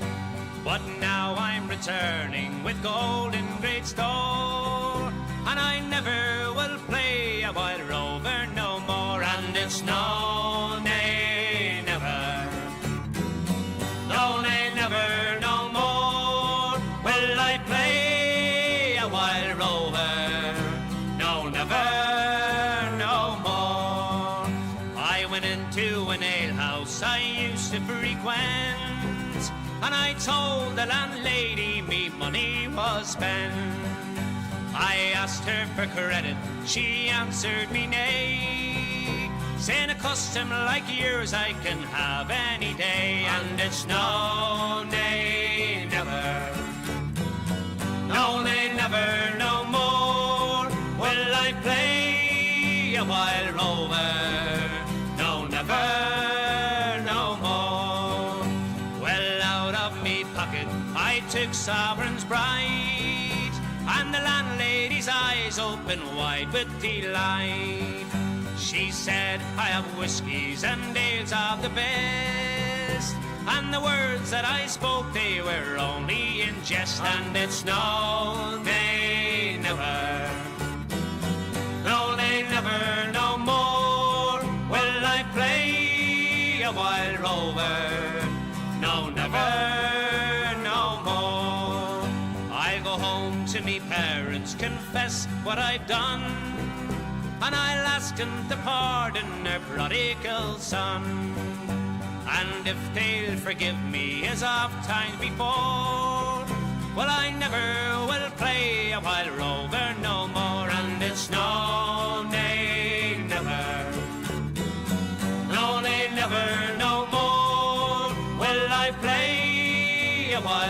over. No, never, no more one last time, and it's no, nay, never. No, nay, never, no more. Will I play a wild rover? No, never, no more.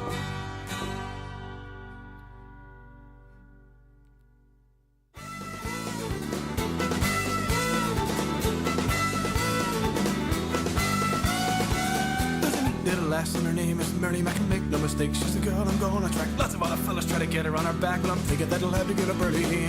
Mary Mac's mother's making Mary Mac marry me. My mother's making me marry Mary Mac. Well, I'm gonna marry Mary for the Mary's taking care of me. Well, I'll be feeling merry when I marry Mary Mac. How you little dumb. Now Mary and her mother an awful lot together. In fact, hard to see the one without the other. And people often wondered if it's Mary or her mother or both of them together I'm courting. Mary Mac's mother's making Mary Mac marry me. My mother's making me marry Mary Mac. Well, I'm gonna marry Mary for the Mary's taking care of me. Well, I'll be feeling merry when I marry Mary Mac. How you little dumb. Well, up among the heather in the hills of Benefee, well, I had a buddy lass, Mummy, a bumblebee stung me right above me knee. Up among the heather in the hills of Benefee, Mary Mac's mother's making Mary Mac marry me. My mother's making me marry Mary Mac. Well, I'm gonna marry Mary for the Mary's taking care of me. Well, I'll be feeling merry when I marry Mary Mac. How you little dumb. Well, I saw you, Bonnie Lassie, where you go to spend the day? She said among the heather in the hills of Benefee, where all the boys and girls are making us for free. Oh, in the heather in the hills of Benefee, Mary Mac's mother's making Mary Mac marry me. My mother's making me marry Mary Mac. Well, I'm gonna marry Mary for the Mary's taking care of me. Well, I'll be feeling merry when I marry Mary Mac. How you little dumb. Wedding's on Wednesday, everything's arranged. Soon me would change your mind unless your mind has changed. You're making the arrangements, the feeling was arranged. Marriage is an awful undertaking. Mary Mac's mother's making Mary Mac marry me. My mother's making me marry Mary Mac. Well, I'm gonna marry Mary for me, Mary's taking care of me. Well, I'll be feeling merry when I marry Mary Mac.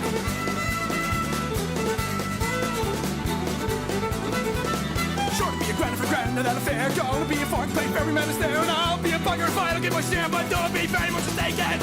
Mary Mac's mother's making Mary Mac marry me. My mother's making me marry Mary Mac. Well, I'm gonna marry Mary for me, Mary's taking care of me. Well, I'll be feeling merry when I marry Mary Mac.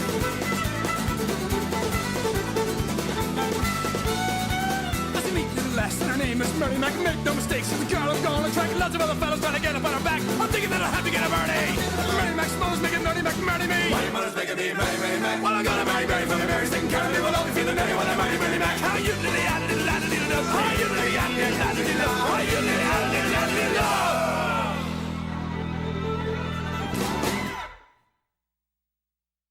Of all the money that ever I had, I spent it in good company, and all the harm I've ever done, alas, it was to none but me. And all I've done for want of wit, to memory now I can't recall. So feel to me the parting glass. Good night and joy be to you all. So feel to me the parting glass, and drink a health whatever befalls, and gently rise and softly come. Good night and joy be to you all.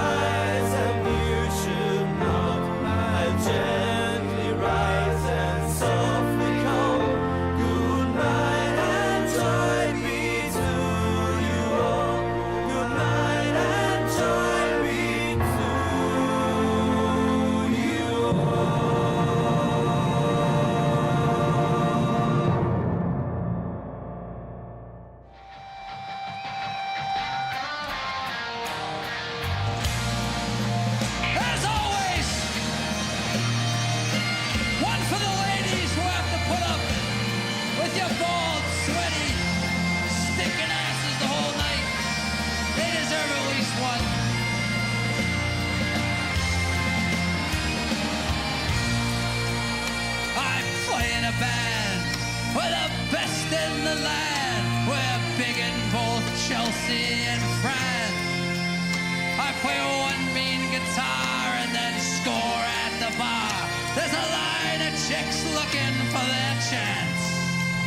So come on now, honeys, I'll make you feel pretty. These other gals mean nothing to me. Oh, it's finish these drinks and be gone for the night. 'Cause I'm more than a handful, you'll say. So kiss me, I'm shit-faced, I'm soaked, I'm soiled and brown. In the trousers, she kissed me, and I'd only butter one round. I can bench press a car, I'm an ex-football star, with degrees from both Harvard and Yale. Girls just can't keep up, I'm a real love machine. I've had far better sex while in jail. I design the Sears Tower, I make $2,000 an hour. I cook the world's best duck flambe. I'll take the pick of the litter, girls jockey for me. I don't need these lines to get laid. So kiss me, I'm shit-faced, I'm soaked, I'm soiled and brown. In the trousers, she kissed me, and I'd only butter one round. I'm a man of the night, a real lady's delight. See, my figure was chiseled from stone. I want more for the gal than I'll escort her home. Come last call, I'm never alone. I've a house on the hill with a red water bed that puts Hugh Hefner's mansion to shame. Oh, with girls by the pool and Italian sports cars, I'm just here in this dump for the game. So kiss me, I'm shit-faced, I'm soaked, I'm soiled and brown. In the trousers, she kissed me, and I'd only butter one round. So kiss me, I'm shit-faced, I'm soaked, I'm soiled and brown. In the trousers, she kissed me, and I'd only butter one round.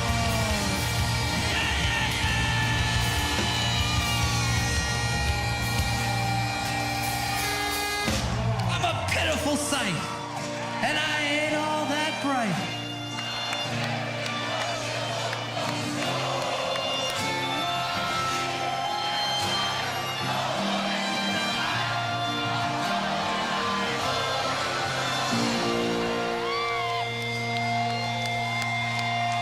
But just give me a chance, 'cause deep down inside, I swear I got a big heart of gold.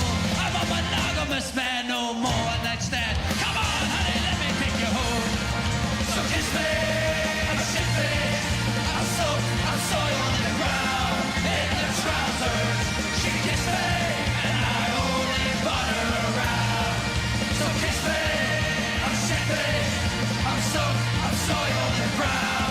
In the trousers, and I'd only butter around.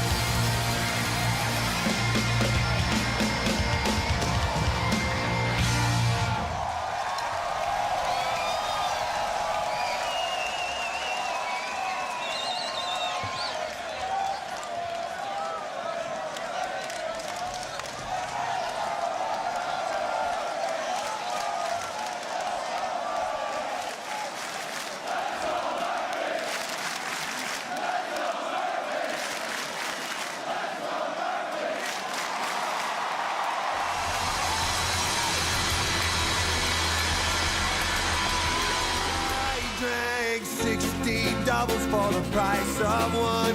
Trying to find the courage to talk to one. I asked her for a dance, not a second glance. My night had just begun. Well, I drink to the Father of the Holy Ghost. I'm kneeling at the altar of my nightly post. So I'll raise a glass, not the first or last. Come join me in this toast. Because the old black rum's got a hold of me like a dog wrapped around my leg. And the old black rum's got a hold of me when I live for another day. Hey, when I live for another day. Well, the Queen of George Street just went walking on by with some guy who don't care that she stood in line since 9:30 and spent 3 hours on her hair. Our friend is looking at me with an evil grin.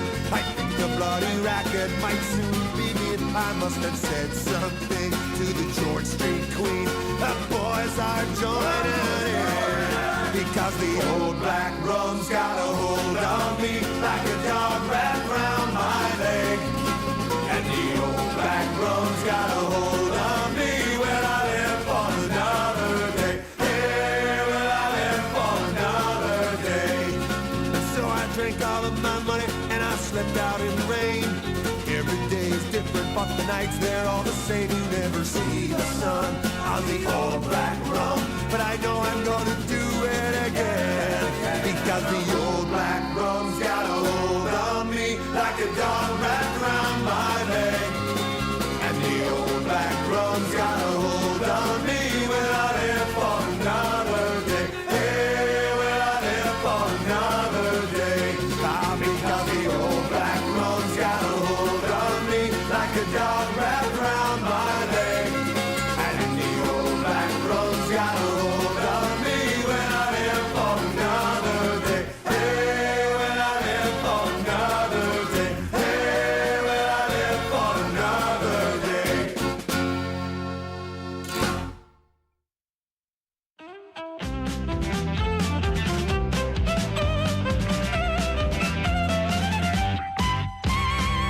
Ahoy! Ahoy! In the year of our Lord, 1806, we set sail for the cold Cay of Cork. We were sailing away with a cargo of bricks for the Grand City Hall of New York. We had an elegant craft, rigged fore and aft, and oh, how the wild winds drove her. She had 27 masts and withstood several blasts, and they called her the Irish Rover. Ahoy!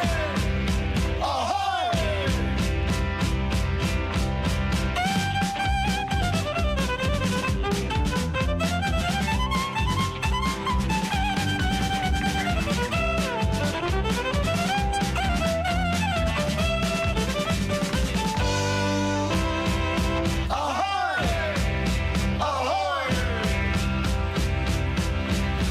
There was Barney McKee from the banks of the Lee. There was Hogan from County Tyrone. There was Johnny McGurk, who was scared stiff of work, and a chap from Westmeath called Malone. There was Slugger O'Toole, who was drunk as a rule, and Fighting Bill Tracy from Dover. And your man, Mick McCann, from the banks of the Bann, was the skipper of the Irish Rover. Ahoy! Ahoy!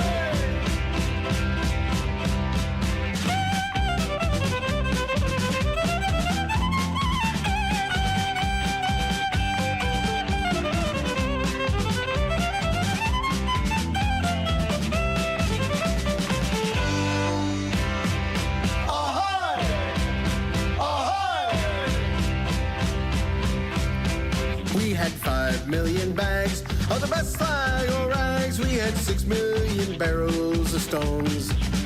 We had 7 million bales of old nanny ghost tales and 8 million barrels of bones. We had 9 million hogs, 10 million dogs, 11 million barrels of porter. We had had 12 million sides of a blind horse's hides in the hull of the Irish rover. Ahoy! Ahoy!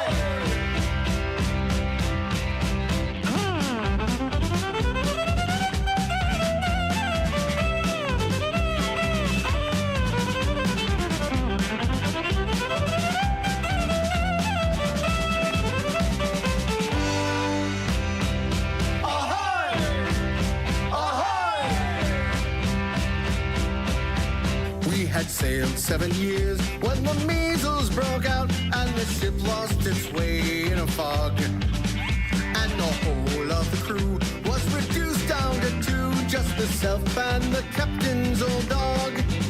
Well, the ship struck a rock, oh what a shock. The boat, she turned right over. She turned 9 times around and the poor old dog drowned.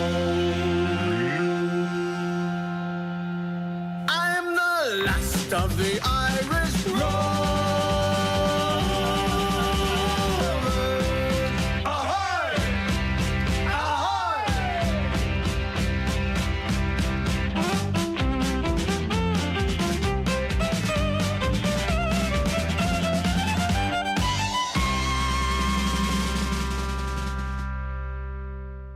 Well, here I am from Paddy's Land, a land of high renown. I broke the hearts of all the girls for miles from Katy Town. And when they hear that I'm a wad, they raise a hullabaloo. When they hear about the handsome lad they call O'Donoghue. For I'm the boy to squeeze her, and I'm the boy to tease her. I'm the boy can tease her up, and I tell you what I'll do.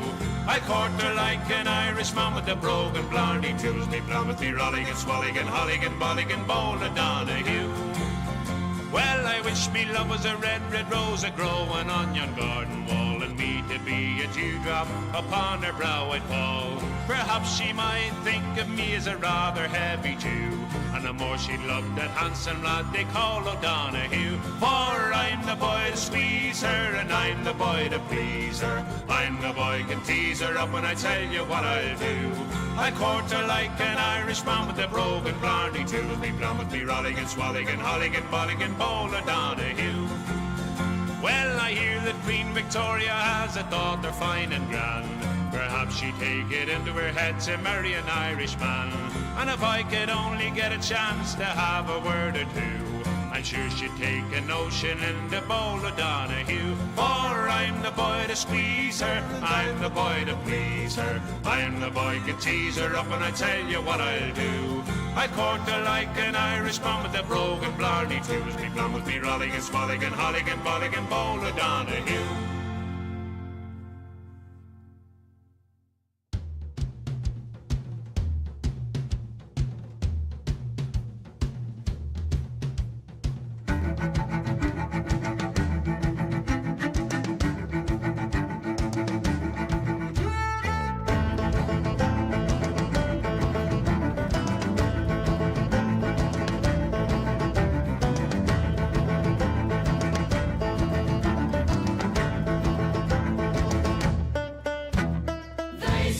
Get a real job, put on a guitar, pick up a tie. They say, don't think too much and you'll be alright.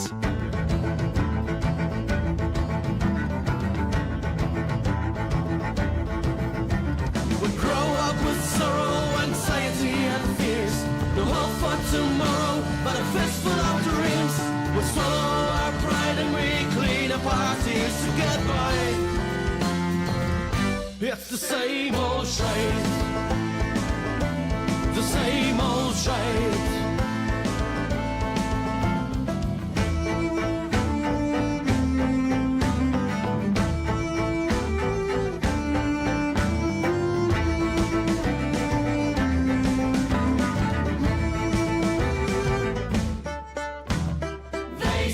Pray and obey, 9 to 5, same every day. They say, stop playing around, get off the stage, music won't pay. They say, don't settle down, climb the ladder and step up your game. They say, you're too old to change, but too fucking young to complain. We grow up with sorrow, anxiety and fears. We hope for tomorrow, but a fistful of dreams. We swallow our pride and we clean up our tears to get by. same old shite. The same old shite. Alright, alright.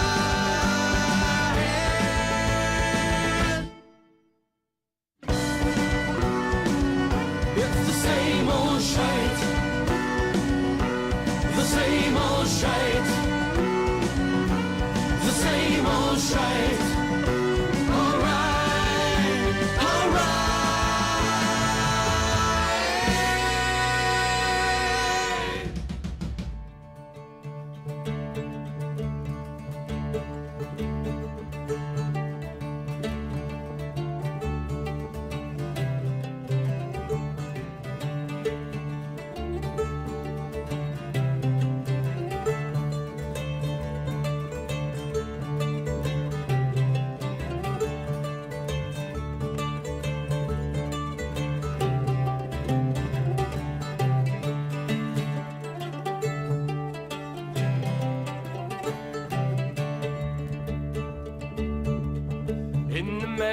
The June was from me home I started, left the girls at June, nearly broken hearted, saluted father dear. I kissed me darling mother, drank a pint of beer, reaping tears this mother, then off to reap the corn. For I was born, I cut the stout like horns of banished calls and goblins, a brand new pair of brogues, let all the bugs, frightening all the dogs on the rocky road, the Dublin 1, 2, 3, 4, 5, the hare and turner down the rocky road, all the way to Dublin, Macfallallyra. In Mullingar that night I rested limbs so weary, started by daylight me spirits flied, and there he took a drop of the pure to keep me heart from sinking, that's the paddy's cure. He's on for drinking to see the lassie smile, but now the while well let me curious strength would set your heart a bubble, and that's the boy was hired. Just I required till I was nearly tired of the rocky roads of Dublin 1, 2, 3, 4, 5. Put the hare and turner down the rocky road and all the way to Dublin, Macfallallyra.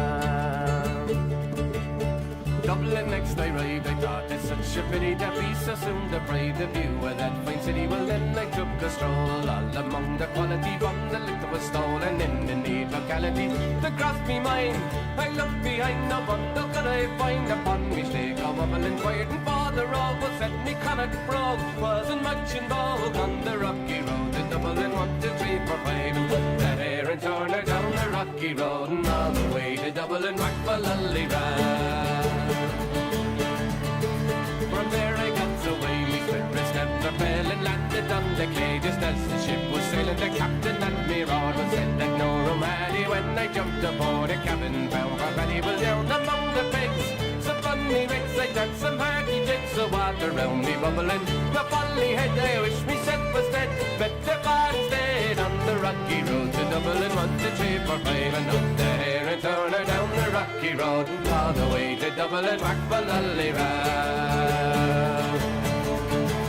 The boys of Liverpool, oh, when we safely landed, called me Silverpool. I could no longer stand it, blood began to boil me, for I was known for old Dave, and well, they began abusing their rabby selves as I left by the Galway wild for dying, and saw he was a hobbling. The loud parade and joined in the affray, quickly cleared the way for the rocky road to Dublin, to 3, 4, 5. And put the hare and turner down the rocky road and all the way to Dublin, Macfallallyra.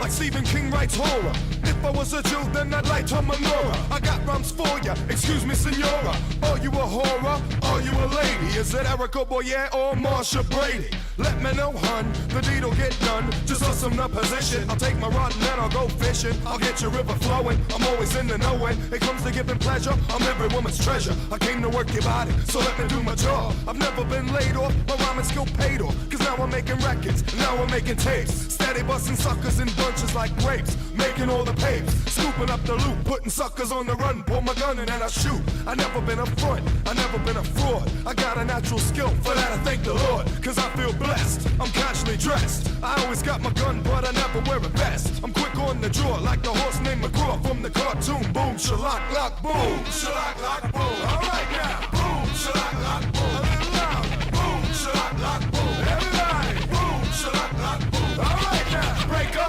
breaker, here comes the caper. Straight with the taper, the lyric skyscraper. Hit you like the lyrical murderer.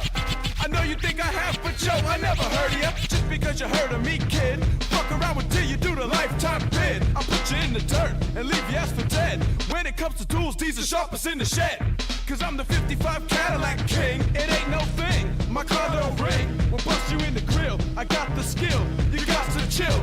Cause I bring doom, I got the boom, shellac, lock, boom. Boom, shellac, lock, boom. Alright now. Boom, shellac, lock, boom. A little louder. Boom, shellac, lock, boom. Everybody. Boom, shellac, lock, boom. Alright now.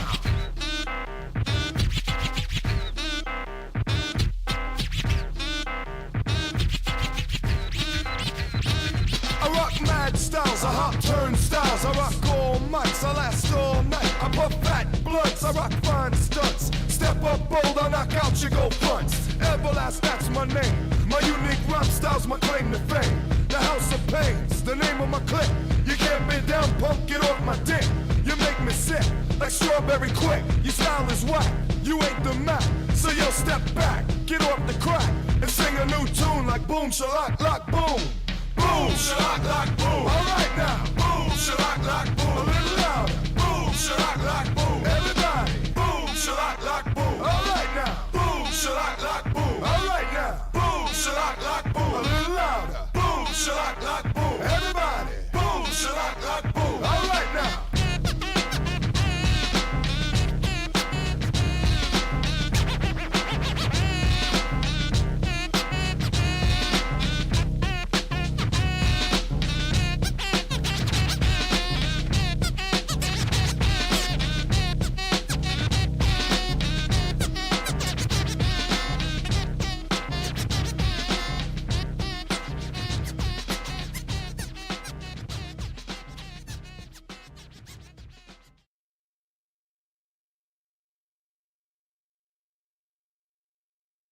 Uptight, out of sight. Baby, everything is alright. Uptight, out of sight. Good job, bud. Uptight, out of sight. Baby, everything is alright. Uptight, out of sight. Good job, bud. Uptight, out of sight. Baby, everything is alright. Uptight, out of sight. Good job, bud. Uptight, out of sight. Baby, everything is alright. Uptight, out of sight. What are you doing for lunch? I don't know. I have a turkey sandwich. We're gonna go around the corner. I think you should come with us. This is a great place. Okay. We brought you a shirt. You get out of here? Will you get out of here? Will you? Now, will you go to lunch? Go to lunch. Will you go to lunch?